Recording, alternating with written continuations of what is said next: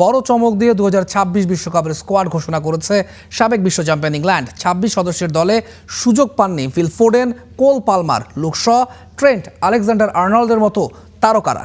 Harry Maguire যে দলে থাকছেন না তা জানা গিয়েছিল গতকালই। তবে হেড কোচ থমাস টুকেলের বহরে জায়গা হয়নি অ্যাডাম ওয়ার্টন, মর্গান গিবসেরও। সারপ্রাইজ প্যাকেজ আল আহলির striker Ivan Toney. Saudi Pro লিগে দুর্দান্ত পারফরমেন্স, প্রায় 1 বছর পর দলে ফিরলেন তিনি। চোট থাকা সত্ত্বেও টিনো লিভারমেন্ট আর ভিজেট স্পেসটিকে গেছেন 26 সদস্যের বহরে। স্কোয়াডের বাকি নামগুলো প্রত্যাশিত। গোলবারে এভারটনের পিকফোর্ড, প্যালেসের ডিন হেন্ডারসনের সঙ্গে ম্যান সিটির জেমস ট্রাফোর্ড। থমাস টুকেলের বিশ্বাস এই দল নিয়েই 6 দশকের আক্ষেপ ঘোচাবে থ্রি লায়ন্স।